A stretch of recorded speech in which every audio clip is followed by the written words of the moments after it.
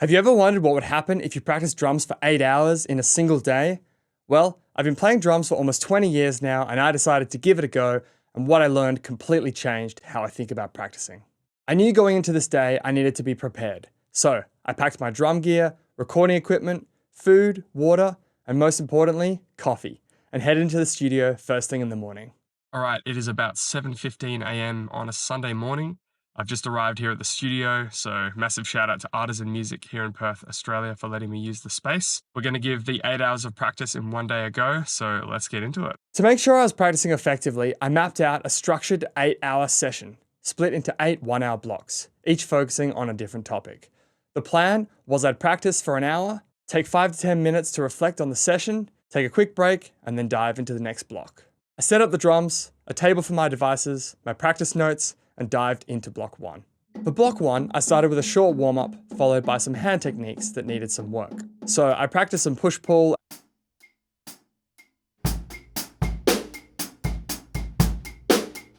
and molar motions with the right hand, and some throw and catch 3-note motions with the left hand. I then moved on to 30 minutes of foot technique, focusing on doubles, triples,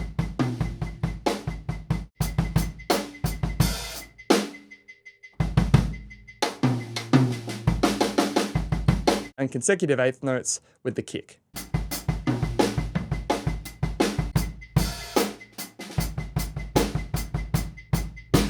After the first hour, I was feeling warm and ready to go for hour 2. All right, so that's the first hour done. The time kind of flew by. The one thing that I did find tricky was the 30 minutes of the foot technique. My hip flexor definitely did start to feel it. Woo! My hip flexor is feeling the workout. I'm feeling nice and warm and ready to tackle the next block. First hour done, 7 to go. Block 2 was working on jazz coordination. Originally, I set out to spend 20 minutes on 2 systems from Ari Honig's systems book, followed by 20 minutes of improvisation. But after working on the first system for 20 minutes, this happened. All right, so originally I was going to do 2 of these systems in the Ari Honig book, but this one has proven to be very, very challenging. I'm going to actually just spend the next 20 minutes working on this, and then I'll practice improvising with the ideas from this.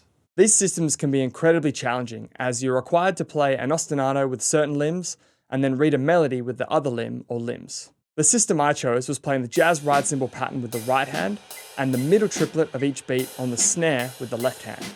Then, read the melody alternating between the kick and left foot hi-hat. This took me 20 minutes just to get the first 2 bars down.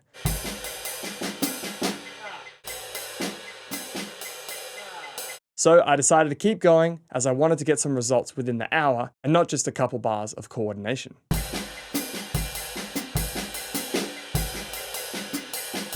So I stuck with the first system and found that the next 2 bars only took me 10 minutes.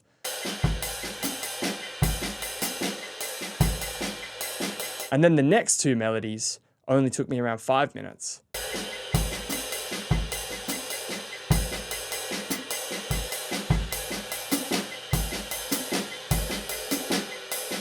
Then I had a huge breakthrough.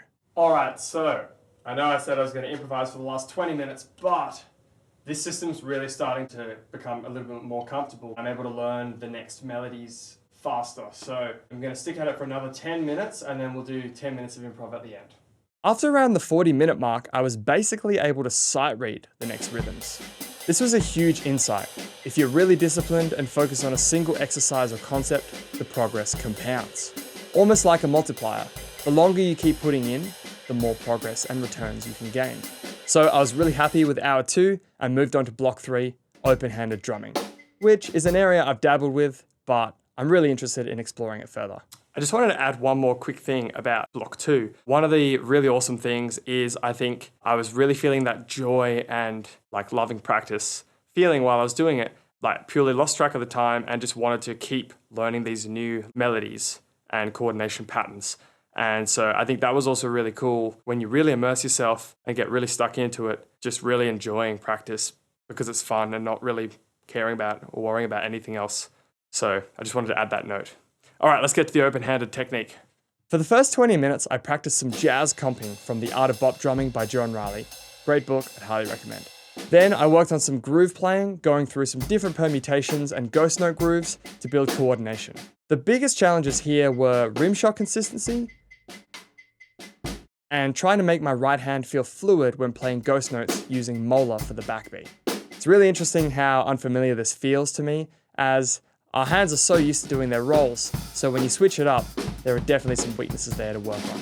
The last 20 minutes was spent improvising ideas and grooves in open-handed style, and I was pretty pleased with some of the ideas I came up with.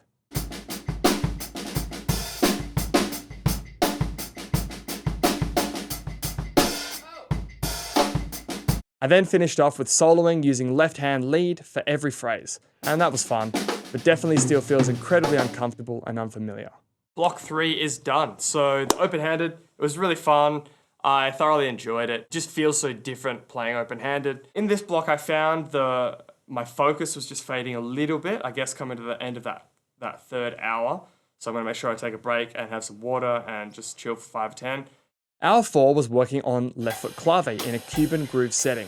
I've previously worked on a bit of 2-3 son clave with the left foot, so I thought I'd challenge myself here and work on 3-2 rumba clave, which, if you're unfamiliar with, the difference is in the bar with 3 notes. The son clave is played on the 1, 2 and beat 4, whereas the rumba clave delays that third note to the 4 and, which creates this anticipated feeling which sounds great and is a lot of fun to work on. I worked on the cascara, mambo, and songo bell patterns with the right hand.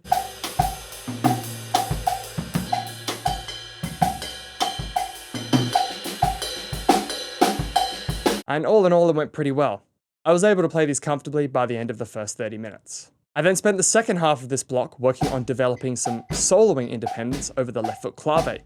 I worked on a few 1 to 4 note permutations with the hands, and that pretty much took me the whole 30 minutes. I gave soloing over the clave a quick go and immediately was humbled.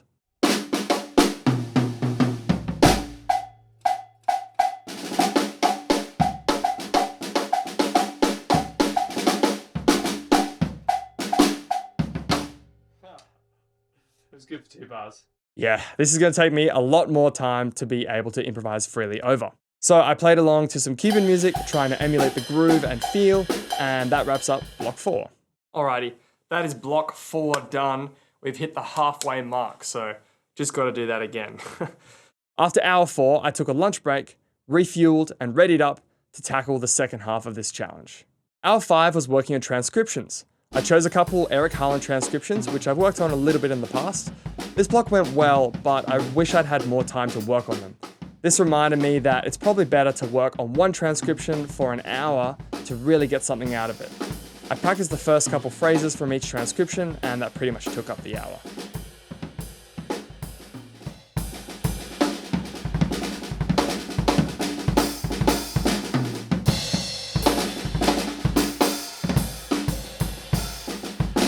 Alright, that is block 5 done. That time went pretty quickly actually. Feeling recharged after lunch, got my electrolyte waters. Definitely going to go make a coffee now, which should get me through the last 3 blocks. So yeah, I was basically working on these transcriptions, both Eric Harlan transcriptions. I love Eric Harlan's playing, like his phrasing, his touch, his facility. Everything he does is amazing. With both transcriptions, obviously, it would have been nice to do an hour on each to really get into them. I only did the first couple of phrases from both, really. It took me the 30 minutes from each block. I just love Eric's ideas. The blend of the facility, that trio-esque touch on the drums, and just the ideas so melodic and musical, and there's a lot of repetition in them and things. So it's really cool to, work through that and be inspired by those ideas. Which leads me to block 6, which was by far the toughest block of the challenge. Not only was I feeling the mental and physical fatigue setting in, but I chose to work on brushes for this hour, which for me is a much weaker area than playing with sticks. So this block really tested me and felt like a really long hour. I worked on some comping patterns for 20 minutes, then ECM or straight 8th grooves for another 20.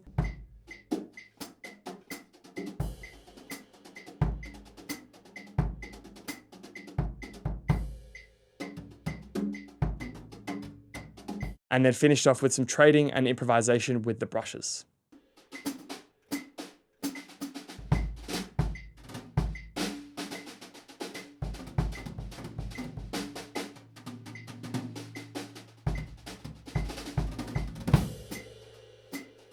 I was really struggling to lock in. And although I still improved, I feel like this was by far my least effective hour of practice. Alrighty, hour 6 is done.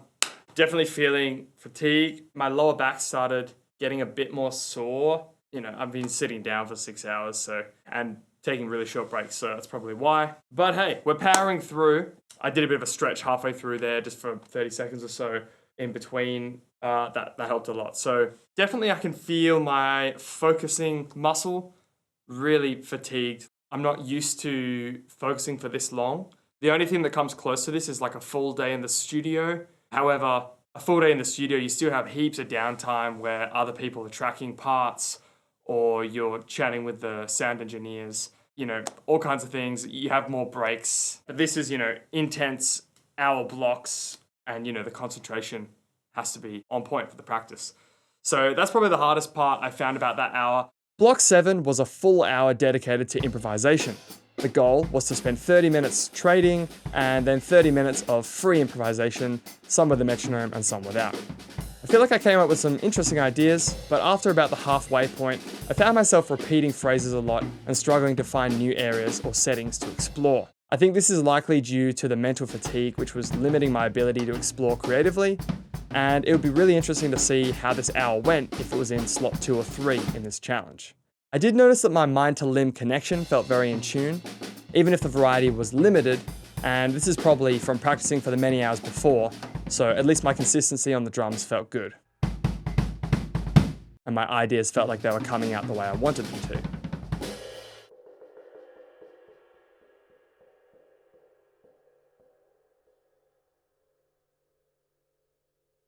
Well, that is block 7 done, only 1 hour to go, which seems like nothing now because that's all I've been doing all day. That was cool though, the hour of improvisation, plenty of stuff in there that I'm excited to explore and take some of it and leave some of it. Definitely played some cool ideas and it feels like my mind and limb connection is good. Like I'm able to facilitate most of the things I want within those ideas.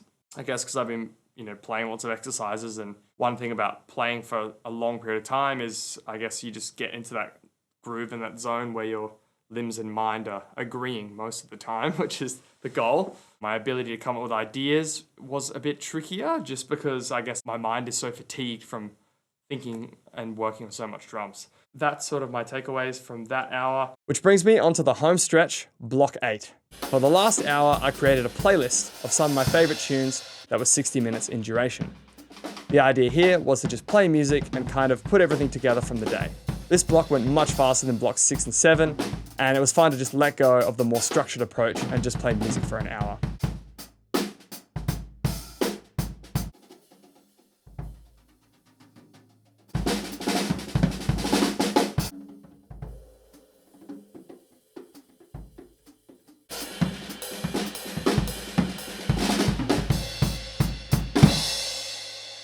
Again, my limbs and ideas felt nicely in sync, and sure enough, I completed the challenge. Oh, I'm done. 8 hours. So yeah, that's the most practice I've ever done. Yeah, I just can't think right now. So, you know, I'll do a bit more thinking and reflection, once I'm sort of replenished with the mental state. I shared my thoughts at the end, but I feel like I wasn't my most coherent after practicing drums for 8 hours. I did some reflecting over the week after this challenge and compiled my key takeaways from practicing for 8 hours.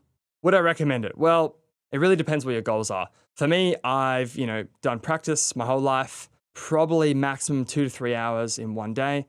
And I just really wanted to give this a go. You know, all of our idols have practiced for 8 to 12 hours some days. And I just wanted to see what it was like. I reckon that there's a few things you'd really have to build up to being able to focus for that long. I still think that maybe 3 hours, maybe 5 hours, if you're really focused or have a really fresh mind, is probably the maximum limit for me. But then again, I only tried this once, so it'd be really interesting to see what would happen if you were to do this for, say, 5 to 7 days in a row. It's like a whole work week just practicing 40 hours. It's kind of crazy. But would the results that you get from that be compounded like 20 times or 100 times? Be interesting to see. I think that my overall practice limit has increased. I think that after doing the 8 hours, just doing 20, 30 minutes on the drums or, even an hour or two feels like a lot less time because I've gone through that 8-hour practice session. So I think that my overall practice capacity has increased. If you were to do this, I'd really recommend doing your hardest topics second or third. For me, the brush hour was really, really difficult. And as I said, I feel like I didn't get too much out of it just because the mental and physical fatigue was kicking in. I feel like my mind to limb connection has improved during the session. I think just practicing so many specific movements and coordination or technique or exercises, just focusing with drumsticks and doing that for such a long period of time really increased that connection. So I feel like towards the end, especially in the last hour when I was playing along to songs, that really felt like my ideas were coming out. And I said in the improvisational hour that, my ideas felt really limited. And although I still think that that's true, at least the things that I was going for were coming off more often than usual, I'd say. And I played about 4 or 5 gigs since the challenge and really found that even if they're simple or basic fills, that when I'm going for stuff, it's coming off cleanly a lot more of the time. When you go for a feel and you have an idea in your head and then it just doesn't come out the way that you heard it, I found that that's happening a lot less. So my overall consistency and flow of ideas on the drums, I think, has improved too. So overall, I feel like my practice capacity has increased. I feel more in tune with my limbs and ideas. My consistency on the drums has improved. I had the breakthrough of the coordination, really just sticking to one thing for an hour, and the results that you can get can be exponential. So yeah, if you want to give it a go, by all means give it a crack, and best of luck with it. And I hope that from me sharing my experience and just insights with you has helped you to apply something differently to your practice and hopefully get more out of your practice sessions. If you want some quick tips for getting some more out of your practice sessions, then check out this video here on how to do that.